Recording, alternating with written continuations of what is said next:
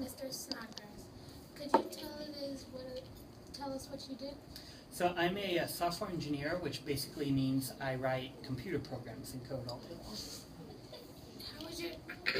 How is your job related to computer science? So I work on writing programs for computers. Right now, for example, I'm working for Kroger on ClickList. And I help write computer software which lets you order groceries online and then go pick them up. So pretty much everything I do is written on a computer, and it's usually for others to use on their computers as well, software. Did you know you were going to be doing this job or in the field at this age? So yeah, when I was younger, I was actually spending the summer at my grandma's house, and she had this little book called Basic Coding for Kids for Fun or something like that. And my grandma kind of lived in the middle of nowhere, so there wasn't anything else to do. So I started using that book, and then from there I just started liking it. So I started building websites when I was about 12 years old, and I just kept doing it since then. So what inspired you to do better? It's always a lot of fun. So, I would start with one thing, and then I would go and I'd finish that, and I wanted to take on something a little more challenging, and I wouldn't necessarily know how I was going to do it when I went into it, but I would, break it into pieces, figure those out, and every time you figure some little thing out, it's a lot of fun, so you want to figure out the next thing and build up. So is it sort of like puzzles that you do? It is a lot like puzzles. So whenever I have a problem, I have to break it down into little steps because the computer doesn't know how to do things. It's really good at doing what I tell it to do fast, but it needs me to tell it every little thing. So it is often a puzzle I'll have some problem and I'll be like, okay, I know what I need it to do, how can I do it? And you break it down and you just kind of experiment and play around and eventually figure it out. What are some other interesting jobs that might be related to yours? So nowadays, pretty much every job can be related to computer science. So, you have doctors who have like MRI machines and all kinds of other big machines to look inside you and figure out what's going on. All of those are powered by software, and most of the improvements in those are done by software. Same with vets and, geology, and even athletes use computers now to track their performance and figure out ways to improve and stuff. So pretty much any field you want to work in, if you have some computer science background, you can work in that field. What kind of field are you in?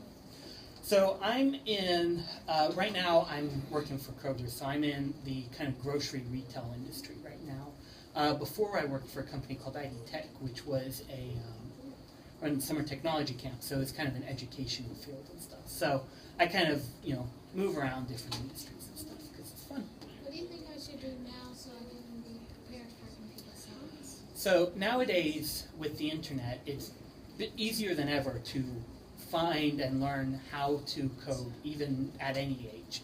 So, there's code.org, Code Academy, Khan Academy, Tech Rocket, all kinds of different websites focused at teaching not just people, but there's even one specifically aimed at younger people to learn how to code. So really just, go on one of those websites, come up with some project, try to keep it relatively simple, figure out how to break it into steps, and then just take that one first little step and figure out how to do that. Once you figure that one, move on to the next step. So, if it's, how do I make this button do something when I click, or how do I make this character move? Just start like that and just do that over and over and over.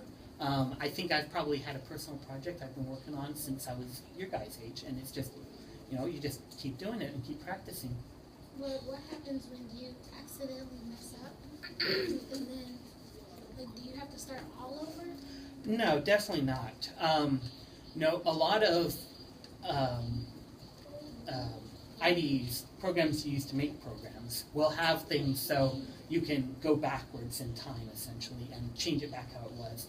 And there's also things called versioning software, version control software, which are things like Git, which you use to basically save your progress. So like if I save my progress in these, I can then experiment. It's like, oh no, I completely messed up. And then all I have to do is go back one step, and I was right where I was before. So it's very hard to mess up and have to start over completely. What kind of schooling does your job require?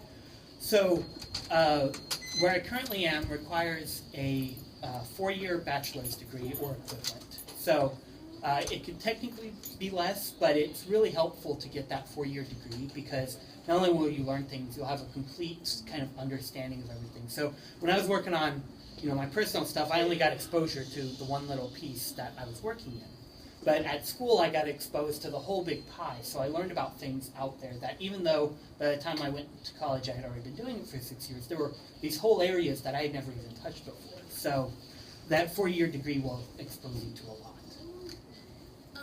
By the time I finish school, how do you think the computer science field would look like? So I like to mention how smartphones in 10 years ago, smartphones almost pretty much didn't exist. That was when they first started being popular. So back, there used to be these big bulky phones that could only basically act like phones. They could only, do phone calls and text.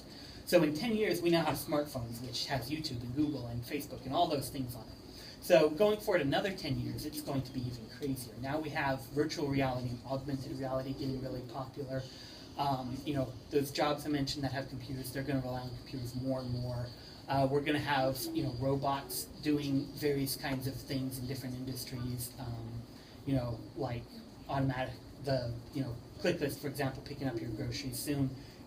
Amazon's working on drones to deliver packages straight to your house. So in another 10 years, it's almost hard to predict because there are so many cool things that are going on in this field, and it's progressing so fast that 10 years is going to look very different from today, computer-wise, and it's going to be awesome. So do you think you might make a new invention for the world? Don't know. I tend to work on new programs. I am trying to come up with a couple, different projects that might not be brand new, but they're improvements on current things. And that's a lot of what, goes on in computer science.